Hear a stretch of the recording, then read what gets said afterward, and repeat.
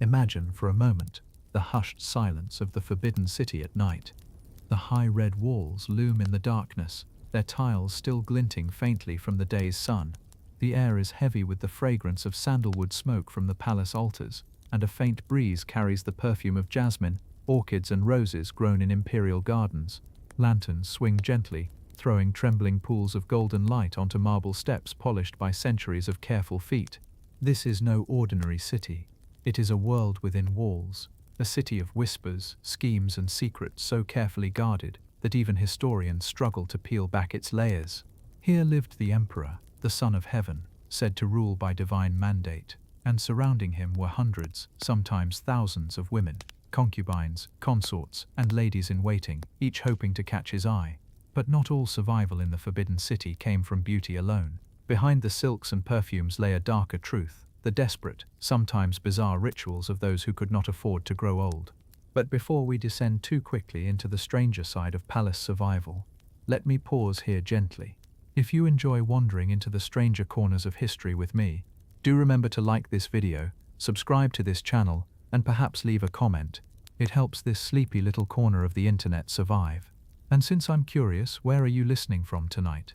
Are you curled under warm blankets drifting off to sleep? Or maybe sitting in a quiet room, earbuds in, letting history keep you company?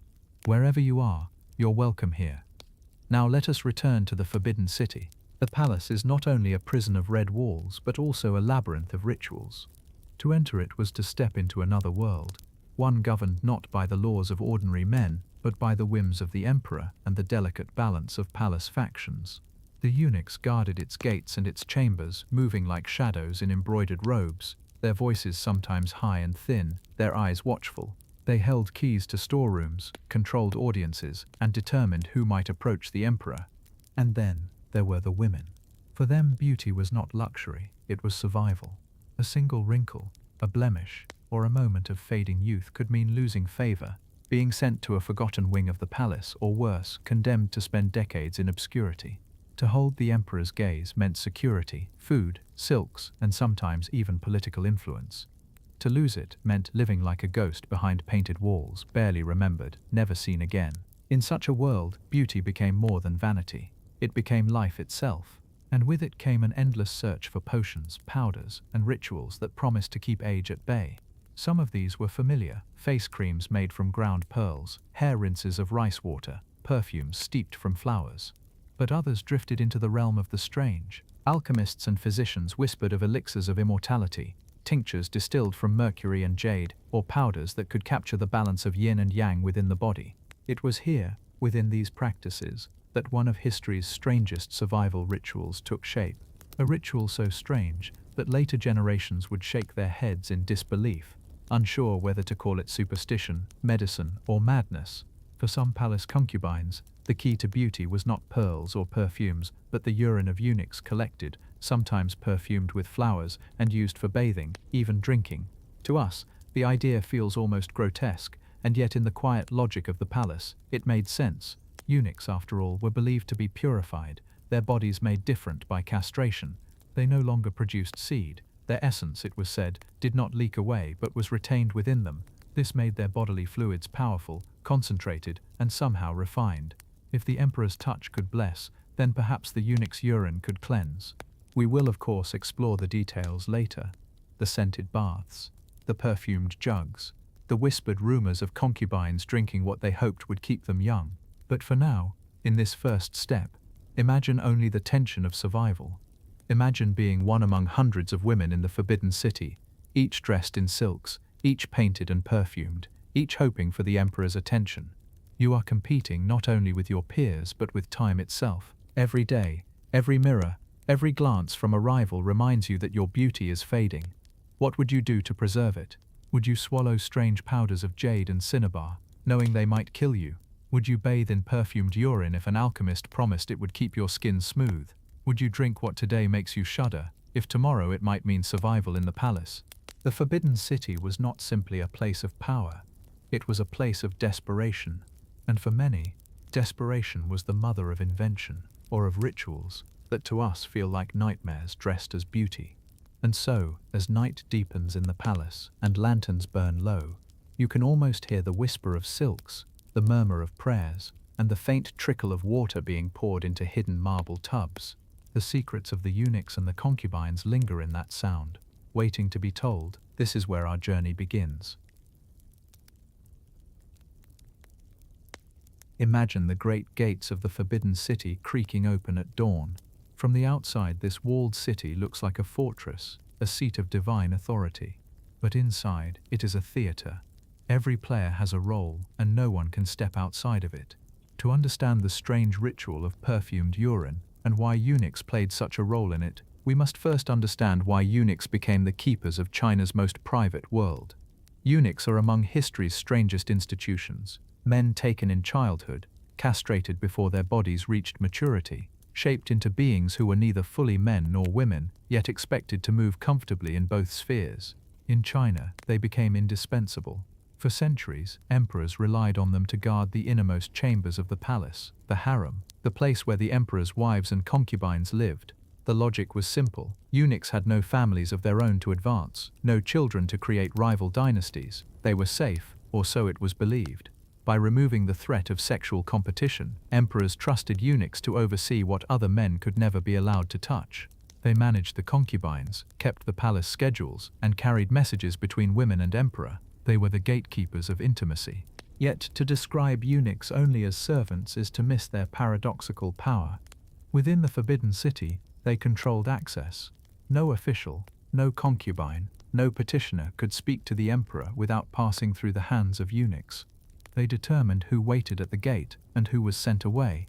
They whispered into the emperor's ear. They could elevate a concubine to favor or consign her to obscurity. They could make or break careers in the civil service. By the Ming dynasty, their power was immense. At their peak, there were tens of thousands of eunuchs in service. Some rose to astonishing heights. Generals, admirals, even prime ministers in all but name. Others became corrupt, trading access for bribes, hoarding wealth, and terrifying the bureaucracy of scholars who hated them. Confucian officials wrote bitter essays about the eunuch plague, warning that castrated men, freed from family duty, became schemers and parasites. Yet the emperors continued to trust them, because the emperors had no one else to trust. And there was another reason for their rise: secrecy. The palace was a world of women and whispers. Ordinary officials could not enter the women's quarters.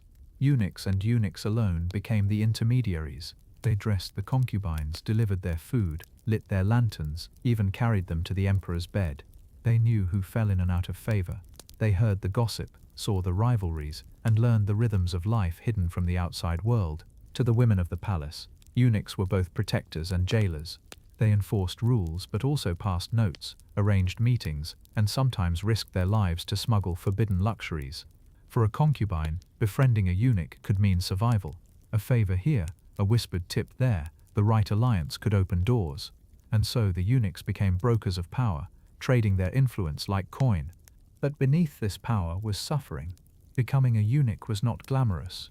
Most were poor boys sold by their families, or captives brought from provinces, mutilated in youth. Their bodies were forever altered. Many suffered health problems, weak bones, high voices, corpulent frames. They were mocked outside the palace walls, feared and pitied in equal measure. To ordinary Chinese, eunuchs were half men, strange and untrustworthy. Inside the Forbidden City, however, they were essential. And here lies the connection to the bizarre survival rituals of concubines. In Daoist alchemy, bodily essences were powerful. Semen was believed to be the most vital of all, a reservoir of yang energy. When men expelled it, they lost vitality. Eunuchs, however, no longer produced it. Their energy, people believed, was retained, purified, condensed within them. This made them unique, not weakened, but in some sense more concentrated. If their bodies were different, then so too were their fluids. To bathe in or drink the urine of a eunuch was not, in the logic of the palace, disgusting. It was to partake of something potent, purified, freed from lust. When mixed with herbs or flowers, it became not filth, but medicine. And because eunuchs were trusted with the most intimate duties of the palace, they were the only men whose fluids could circulate in such a context without taboo. It was a strange economy of survival.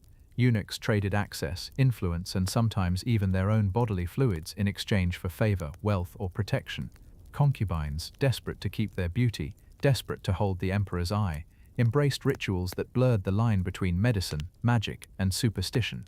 And so, when you picture a concubine stepping into a bath scented with flowers, you must also picture the unseen eunuch standing nearby, bearing a jug that contained more than rosewater.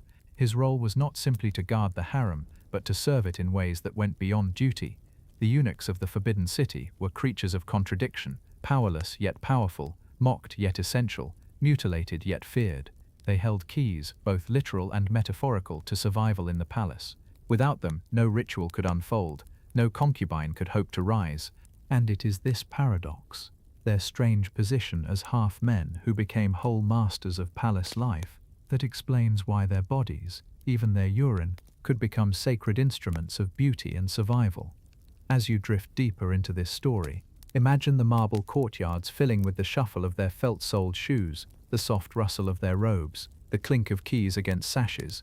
Every door in the Forbidden City required their hand to open. Every secret depended on their silence, and every concubine who hoped to cheat time itself eventually looked, not to the emperor but to the eunuchs who served him.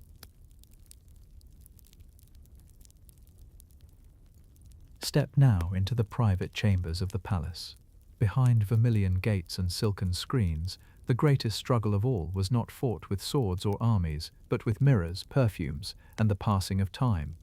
For the women of the Forbidden City, the concubines, consorts, and empress herself, beauty was not simply vanity, it was survival. To be beautiful meant to be noticed. To be noticed meant food, jewels, silks, and protection. More importantly, it meant the emperor's favor, and with it, influence over decisions that shaped the empire. To lose beauty, however, was to lose everything. A concubine who no longer held the emperor's eye could find herself banished to forgotten chambers, living out her days in silence. Food would still arrive, perhaps, but so too would loneliness. Stories tell of women once radiant, later left to wander the palace gardens like ghosts, their hair grey, their silks faded, their names forgotten. For them, beauty was as vital as breath. And so, an obsession grew, an obsession with youth. Smooth skin, black hair, and bright eyes. The women of the court sought endlessly for ways to delay aging, to cheat nature, to remain forever pleasing. They turned to physicians, alchemists, and mystics who promised miracles. Some of these remedies were familiar and still sound reasonable today. Rice water rinses to brighten the hair, creams made of pearl powder to soften the skin, or herbal teas to clear heat from the body. But others veered into stranger territory. Chinese medicine, influenced by Daoist philosophy, spoke of the balance of yin and yang, the vital energies that flowed through the body. To preserve youth was to preserve this balance. Some healers believed that essence jing was the very source of life, distilled in fluids, in marrow, in breath. If essence could be captured, bottled, or borrowed, then perhaps beauty could be restored. It was this thinking that led to the use of substances that to us feel bizarre, even dangerous. Mercury appeared in elixirs, its liquid shimmer mistaken for immortal properties. Gold dust was consumed, ground into fine powders, thought to strengthen the body with the permanence of metal. Herbs of staggering bitterness were brewed into tonics, consumed daily despite their foul taste. The line between medicine and poison blurred, yet the pursuit continued. Within the palace, this pursuit took on a desperate edge. Imagine a concubine barely 20 years old, already fearing the younger girl recently brought into the harem. Fresh-faced, her cheeks glowing with youth. Imagine her standing before a mirror, seeing in her own reflection a shadow of exhaustion after sleepless nights. She cannot afford to grow old, she cannot afford to fade, and so she takes what is offered, be it pearl powder, jade dust, or something stranger still. Some remedies focused on the external. Baths were steeped with flowers and herbs designed to perfume the skin. Oils were rubbed into hair to keep it dark. Silks were scented and pressed against the body to ward off odors. But others were internal, seeking to change the very essence of the woman herself. This is where the logic of Daoist alchemy and the desperation of court survival collided. If semen was essence, the concentrated force of yang, then what of eunuchs who never expended theirs? Could their bodies contain purified essence? If their seed was forever withheld, perhaps their fluids carried power untainted by desire. In a palace that worshipped youth, this belief took root like ivy. Whispers spread, eunuch urine, perfumed and prepared, could restore beauty. To bathe in it was to cleanse the skin with purified essence. To drink it was to absorb vitality itself. The logic may seem twisted to us, but to women fighting against invisibility, it was one more chance at survival. In this way, Beauty was not only an art, it was warfare. Each wrinkle was an enemy, each rival concubine, a battle, each passing year a siege, and the weapons were perfumes, powders, and potions. Outside the palace, Confucian scholars sneered at such rituals. They wrote of women lost in vanity, of emperors distracted by indulgence, of eunuchs who wielded their strange bodies for power. But inside the palace walls, there was no room for laughter. For the women within, beauty meant life or death. Imagine yourself there, sitting before a bronze mirror by candlelight. You trace the lines of your face, wondering if they are deeper than yesterday. You hear whispers of another woman gaining favor, her youth compared to your maturity. Your heart races, not from jealousy alone, but from fear. You know what awaits if you fade into the background. Would you not reach for the powder of pearls, even if it scraped your lungs? Would you not bathe in strange perfumes, even if they stained your skin? Would you not swallow the perfumed urine of a eunuch, if only someone told you it could keep you young another day? The palace was filled with silks and jewels, but beneath them it was filled with desperation. And desperation always finds a way, even if it means drinking from a jug you cannot bear to describe aloud.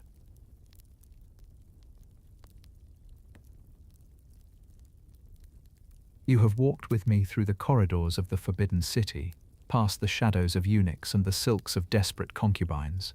You've seen pearl powders ground into dust, jade and cinnabar pressed into strange remedies, and women staring fearfully into bronze mirrors. Now, at last, we come to the secret most whispered of all, the perfume of eunuchs. It begins with a belief, deeply rooted in Daoist thought, that essence, Jing, is the substance of life. For men, this essence was carried in their seed. To release it was to lose vitality, to withhold it was to preserve strength. Eunuchs, castrated before manhood, were believed to be creatures of withheld essence. Their bodies, so the logic went, never expended seed. Their energy, instead of draining away, was condensed within them, purified. What flowed from such bodies, their sweat, their blood, their urine, was not thought ordinary. It was thought refined, potent, charged with vitality, untainted by lust. And in a palace where beauty meant survival, such fluids became more than waste. They became medicine. Of course, the thought of urine repels us today. But in the palace world it was different. Urine had long been used in Chinese medicine for diagnosis and sometimes for treatment. Its color, smell, and consistency told physicians about the balance of yin and yang within the body. Sometimes it was even consumed in diluted or altered form as a tonic. The leap from ordinary urine to that of eunuchs perfumed and refined was not so great to the minds of the time. Picture, then, a eunuch bearing a porcelain jug. It is no crude vessel but a piece of art, painted with blue and white dragons capped with carved jade. Within it is a liquid, light, golden, mixed with crushed blossoms of plum, jasmine, or orchid. The scent of flowers drifts upward, disguising what lies beneath. To the eye, it looks like perfumed water. To the mind, it is medicine. To the heart of a concubine desperate for youth, it is hope. The ritual could be discreet or grand. Sometimes, attendants poured the perfumed urine into marble tubs, diluting it with herbal infusions. Concubines slipped into the water, their bodies surrounded by steam carrying the mingled scent of blossoms and something stranger. They believed it softened the skin, restored youth, and infused vitality through the pores. Other times, the ritual was more intimate. A small porcelain cup, filled with the perfumed liquid, pressed into the hands of a concubine. She lifted it hesitantly, the fragrance masking what lay within. She drank quickly, as though swallowing medicine. The taste was strange, perhaps unpleasant, but to her mind it carried the essence of purity, the condensed vitality of bodies made different by fate. For eunuchs themselves, this was both humiliation and power. Their bodies had been taken from them, yet here was proof that even in mutilation they possessed something others desired. Their urine became a commodity, whispered about, exchanged for favors, used in rituals that blurred the lines between beauty, magic, and medicine. Some eunuchs grew wealthy by supplying it, others resented the practice but could not escape it. Whispers spread beyond the palace walls. Scholars scoffed, recording the practices with bitter laughter. To them it was decadence, proof of corruption. Confucian morality held such rituals as madness, signs of a court losing touch with the earth. Yet the women who bathed and drank did not care for scholars' judgments. They cared only for their skin, their hair, their place in the emperor's gaze. Imagine the scene, a chamber lit by lanterns, the fragrance of orchids heavy in the air. A concubine lowers herself into a marble tub, water lapping softly. Attendants scatter petals across the surface. A eunuch stands silently in the background, porcelain jug empty, his face unreadable. To her, this is salvation. To him it is duty. To us, it is a ritual caught between beauty and grotesque. And yet, it was not madness in their eyes. It was survival. Every bath, every cup, every perfumed drop was a prayer to hold on to youth a little longer, to avoid becoming another forgotten woman wandering the palace gardens in faded silk. This is the perfume of eunuchs, a secret mingling of body, belief, and desperation. To understand it is to understand the strange alchemy of survival in the Forbidden City.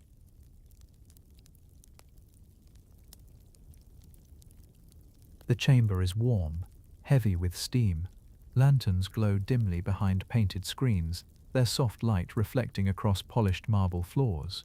Attendants move like shadows, carrying porcelain jugs capped with jade, their footsteps soft against the tiles. And at the center of it all waits the bath.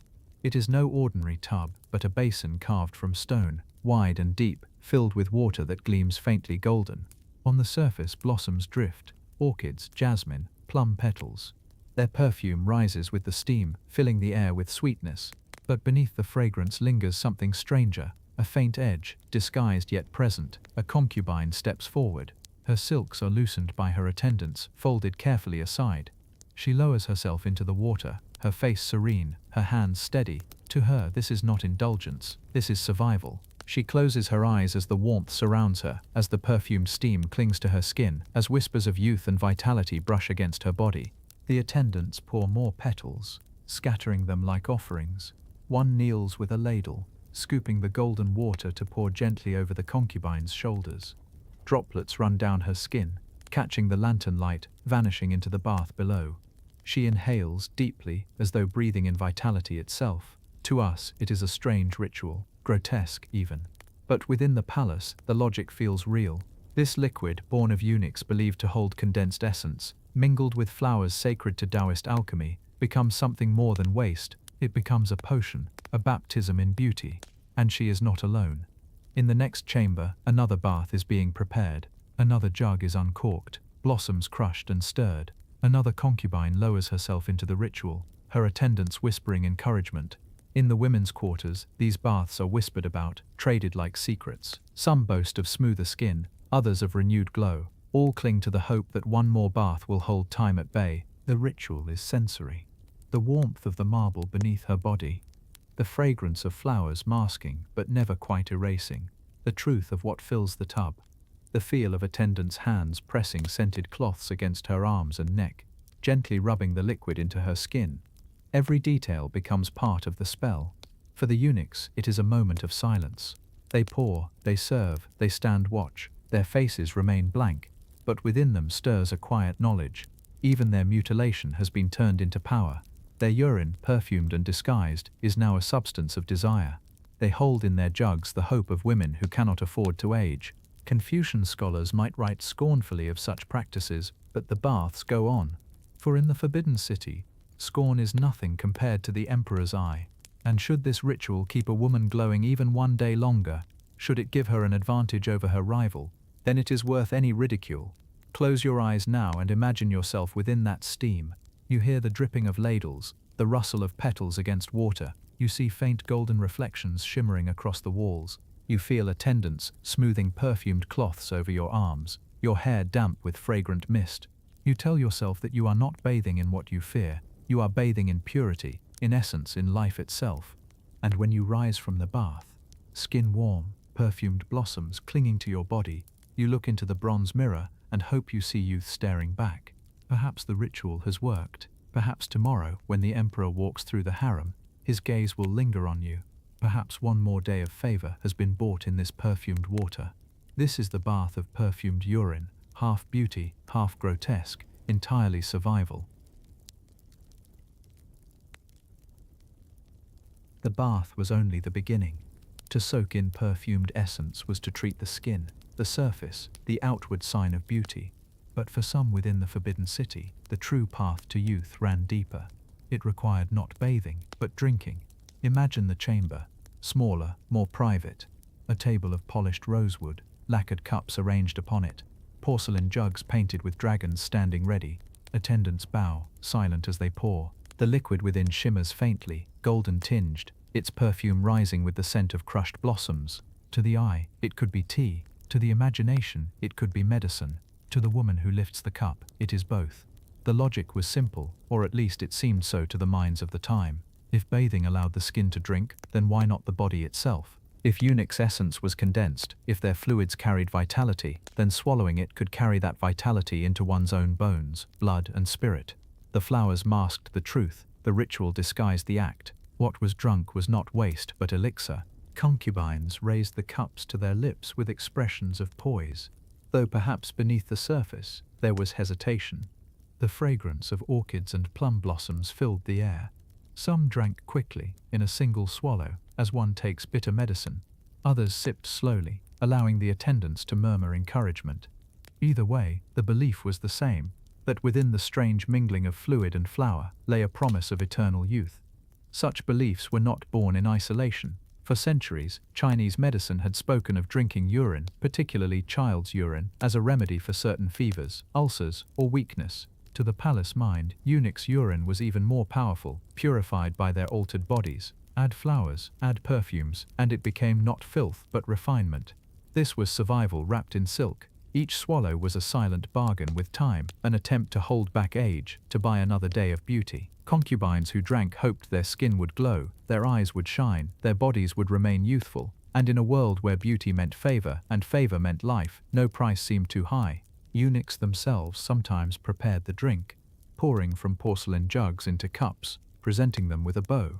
To serve in this way was both duty and humiliation, yet also power. Their bodies, once mutilated, had become sources of vitality for the women who depended on them.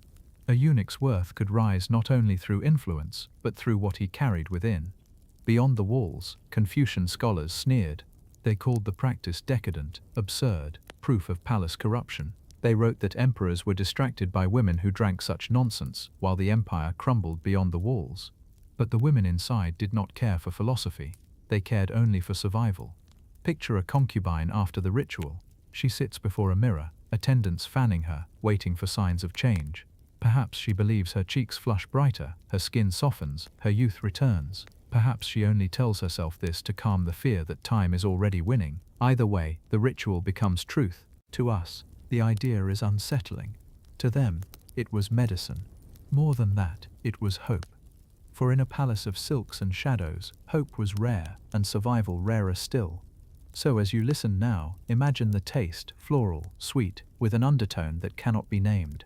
Imagine lifting the cup in both hands, attendants watching, rivals whispering. Imagine swallowing and telling yourself that what you have consumed is not grotesque but divine. Imagine believing, because to doubt would mean despair. This is the drinking of beauty, strange, perfumed, whispered in corridors, mocked by scholars, but lived by women who had no choice. A ritual half alchemy, half desperation, entirely survival. The bath and the cup were not indulgences, they were weapons. To outsiders, the idea of women bathing in or drinking perfumed eunuch urine might sound like superstition, even madness. But inside the forbidden city, these rituals were born from necessity. For in the palace, beauty was not simply admired, it was power. Each concubine's survival hinged upon her ability to remain pleasing in the emperor's eyes. His attention determined everything. Which woman dined with the best silks? Which one received jewels? Which one's family prospered back in the provinces?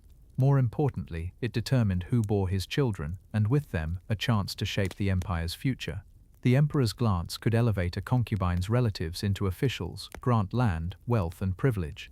One night of favor could change the destiny of an entire clan, but the emperor's silence could erase a woman as though she had never existed. Forgotten concubines were shuffled into side chambers, their attendance reduced, their food portions smaller, their futures empty. For them, the palace became a prison, lined with fading murals and silence. And so beauty became political currency. Smooth skin was worth more than silver. Dark hair outshone pearls. A face that could hold the emperor's gaze was stronger than any army. Imagine the rivalry this created. Dozens, sometimes hundreds of women, each dressed in silk, each painted and perfumed. each waiting for the same man's attention. Their smiles hid daggers, their laughter carried jealousy. Every wrinkle was an enemy, every rival a threat. In this world, beauty was warfare, and warfare demanded weapons. Some women wielded wit and charm, others offered poems or music, but many turned to substances, potions and rituals. If bathing in perfumed urine gave even the smallest advantage, it was embraced. If swallowing the elixir kept a woman glowing one day longer than her rival, then it was worth the disgust. Attendants whispered of favorites who kept their glow through the strangest means. Some spoke of a concubine who drank every night, her cheeks remaining as smooth as porcelain. Others told of rivals whose faces dulled after refusing, fading quickly into obscurity. Whether true or not, the rumors kept the rituals alive. Beyond beauty there was fear. Fear of exile within the palace, the dreaded fate of the cold palace where disfavored women were sent. These chambers were damp, dark, stripped of attendants. To be sent there was worse than death, for it meant living forgotten, invisible. Women whispered about those who never returned, who lived and died in silence behind sealed doors. For them a bath or cup of perfumed urine was not grotesque, it was armor against such a fate. And yet, beauty was never enough on its own. It had to be combined with strategy. Concubines forged alliances with eunuchs, bribing them with silks or jewels for information. They learned when the emperor was in good spirits, when he walked the gardens, when he might summon company. A whispered warning from a eunuch could make the difference between being prepared or being overlooked. Thus, eunuchs and beauty rituals intertwined. The eunuch controlled the flow of women into the emperor's chambers, while his body supplied the essence some believed kept them beautiful. Power and survival fed one another in this strange economy of flesh, favor, and desperation. Imagine the scene. A concubine rising from her bath, skin glowing in lantern light, attendants draping her in fresh silks. She drinks her cup, her cheeks flush faintly. At that moment she believes she has bought another day of life. She walks through the corridors with her head high, passing rivals whose eyes glitter with envy. She may win the emperor's gaze tonight, and with it, everything. For in the Forbidden City, beauty was not frivolous. It was the difference between power and ruin, between laughter and despair, between life in the emperor's chambers and death in obscurity. And so the perfumed rituals continued, not because they were believed by all, but because they were feared to be true. To refuse them was to risk falling behind. To embrace them was to show determination to survive, and survival in the palace was the greatest beauty of all.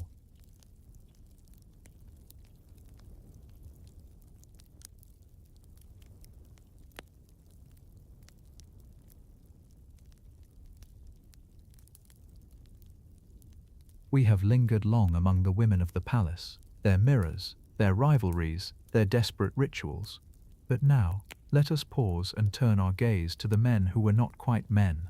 The eunuchs. To outsiders, eunuchs seemed strange creatures, shadows in embroidered robes, their voices high and thin, their movements quiet. Some were mocked as less than human, half men mutilated before manhood.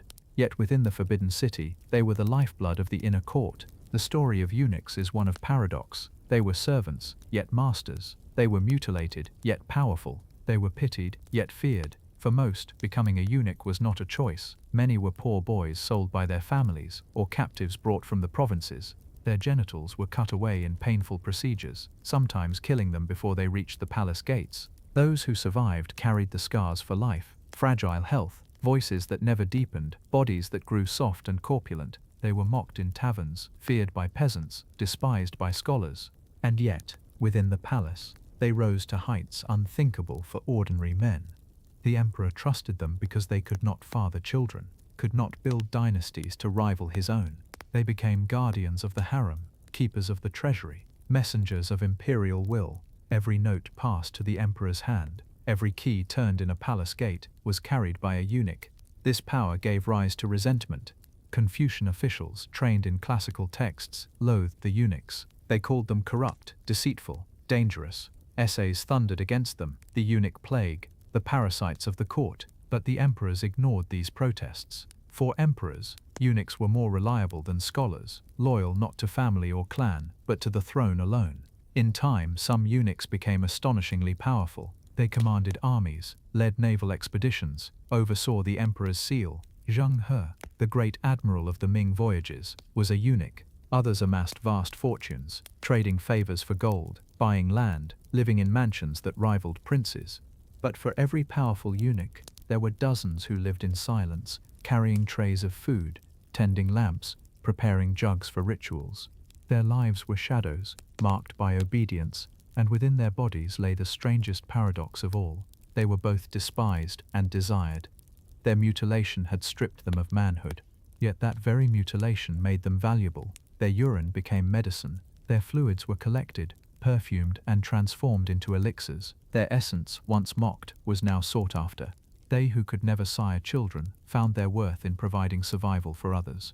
Some eunuchs embraced this power, turning it to profit. They exchanged jugs for jewels, cups for coin, their influence rising with each whispered ritual. Others felt only humiliation, forced to provide what should never have been asked of them, and yet none could escape. The palace had shaped them into instruments of survival, gatekeepers, servants, commodities. Imagine then a eunuch walking alone at night through the forbidden city. His robes swish softly, his keyring clinks faintly. He passes concubines' chambers, hears their laughter, smells their perfumes. He knows that his body has been divided, his life altered forever. Yet he also knows that he holds power none of them can ignore. Without him, the palace cannot function. Without him, the rituals cannot continue. The eunuch is both shadow and master, victim and ruler. In their bodies lies the contradiction of the forbidden city itself. Beauty fed by grotesque survival, power built on humiliation, silence that speaks louder than voices. And so the eunuchs endured, hated by scholars, envied by men, whispered about by women, and forever marked by the paradox of their existence. Between power and pity, they walked the palace corridors, jugs in hand, shadows stretching long.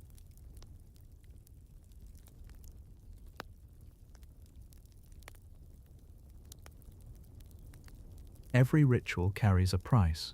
For the concubines of the forbidden city, the price of beauty was rarely counted until it was too late. To bathe in perfumed eunuch urine was to steep one's body in fluid disguised as purity. To drink it was to swallow hope, mingled with desperation. But neither could change the truth of age.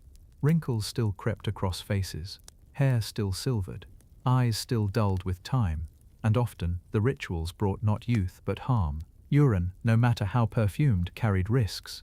It could transmit disease, spread infection, or weaken those already fragile. To drink it was to gamble with health. Some women fell ill soon after such rituals, their bodies unable to bear the strain. Yet their rivals pressed on, whispering that only the weak suffered. Other beauty treatments, too, left scars. The pearl powder so prized for whitening the skin often carried impurities. It scarred the lungs when breathed too often, left women coughing blood behind silken fans. The cinnabar powders and mercury elixirs favored by Daoist alchemists poisoned the blood slowly, eating away at health even as they promised eternal youth.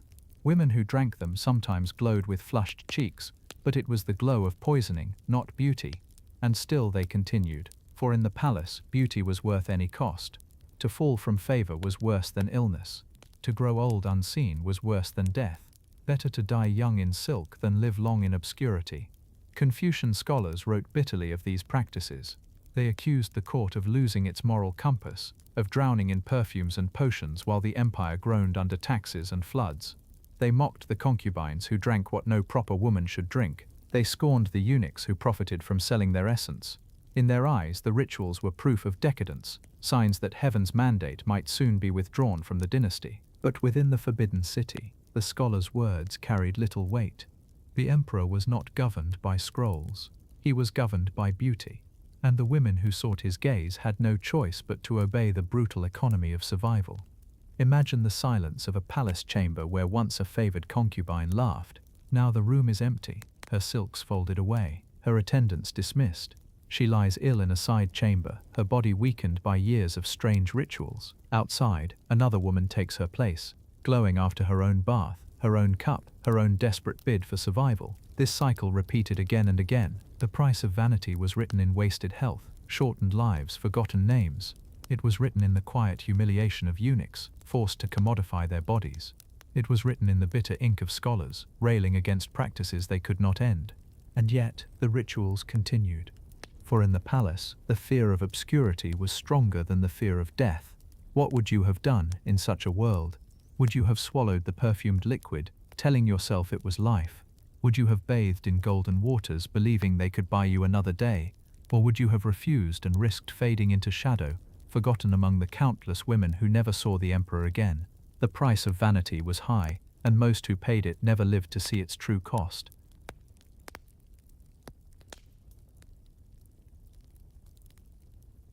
Night returns to the forbidden city like a silk veil, drawn slowly across rooftops and courtyards until even the brightest lacquer dulls to shadow. Lanterns gutter, attendants slip away, the baths grow still, their steam thins and disappears. Somewhere a porcelain cup sits cooled on a low table, ringed by the faint outline of a dried drop. Blossoms that floated like good omens only hours ago have sunk to the bottom, pale ghosts beneath the water. Listen, do you hear the city breathe? An exhale through screens and corridors, a settling of wood, a hush upon gardens where peonies sleep. The day's competitions fall quiet. No whispers at the gate tonight, no notes smuggled under sleeves, only the steady, patient pulse of a palace that has seen countless mornings and an equal number of endings. In this hush, the stories you've followed all day fold themselves like robes, the women who measured time in mirrors and the men who were not quite men, tasked with holding keys to doors and somehow to bodies. You have watched a ritual rise from belief, perfumes, powders, and a liquid reimagined as medicine, and you have watched its fragile promise flicker. Beauty kept the heart beating here, not innocence of it, not frivolity, but power drawn through skin and set before an emperor's eyes. It is easy, from far away, to judge the women who bathed or drank. It is easy to judge the eunuchs whose jugs were prized, whose urine was perfumed into a fantasy of youth.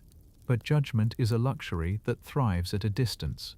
Step closer, and it becomes harder to condemn a person for the tools they find in the dark. Consider the scales they balanced in secret. On one side, a ritual that tastes like shame and smells like flowers. On the other, a slow fade into the cold palace, a life of quiet rooms, of meals that arrive without conversation, of windows that look out on gardens you no longer enter. What would you choose if a single cup promised the illusion of safety? What bargains would you make with your own reflection?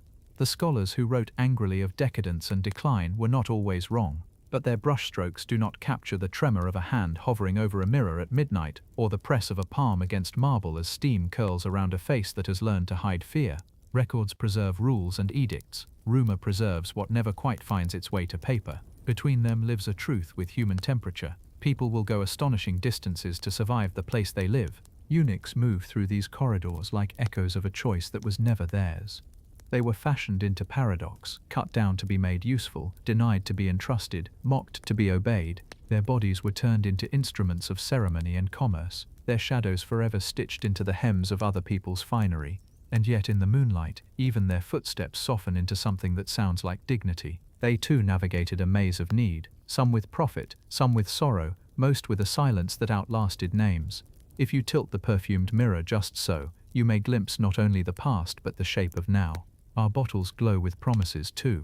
We name them more carefully. We test and label them. We build entire empires from gentle words like renew, restore, illuminate. The substances change, the science improves, but the tremor of hope is familiar. Someone, somewhere, is still trying to ask time for a favor. Someone is still learning how expensive favors can be. The palace teaches one more lesson. Quiet and stubborn, control is the rarest currency. The women grasped for control over the one realm always closest and most contested, the face the world will see. The eunuchs grasped for control over proximity, the doors that opened, the errands that mattered. Each tried to chisel a sliver of space where choice could survive. Sometimes they carved a little light, often they carved only deeper shadows. Walk once more through the day we've left behind. Morning, with its lacquered brightness, brought rivalry like a drumbeat. Noon smelled of powder and pearl and the numb sweetness of belief.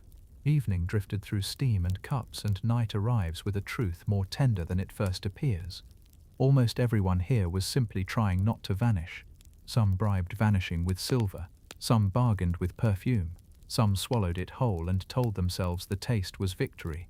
There is a mirror on a table beside a cooling lamp. The metal has seen 1,000 faces come and go, girls who arrived trembling, women who learned how to keep their poise even while drowning. It watched them choose robes, recite poems, practice how to look surprised when chosen, and how to look unhurt when passed by. Tonight, it holds a last reflection, a room without attendants, a bath that has gone quiet, a pair of hands lying open in a lap.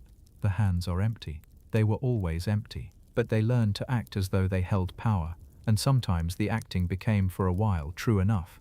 Beyond the wall, the city turns in its sleep, fires sink into ash, markets cleanse themselves with darkness. The empire, forever too large for any one person's grip, keeps breathing.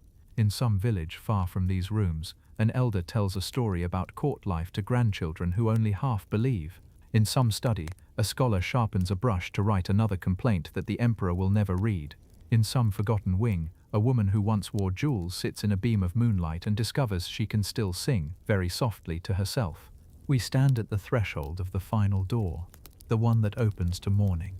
Before we cross it, let us gather the few truths that will fit in a human pocket.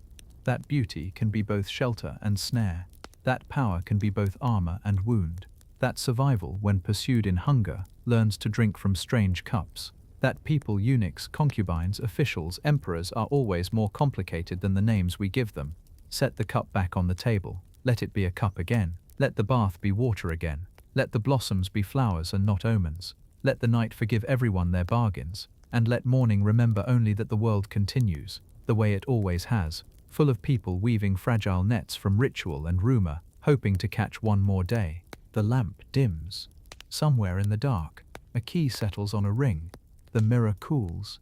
Footsteps pass and fade. And the palace, satisfied that it has kept its secrets for another turn of the moon, goes quiet. Close your eyes. Breathe. You've walked far enough for one night. If a trace of jasmine lingers in the room where you're listening, it is only the memory of a story that will be waiting whenever you return. Sleep now, safely out of reach of the perfumed mirror, and let the forbidden city shrink to a soft, distant whisper. When morning comes, it will be our own.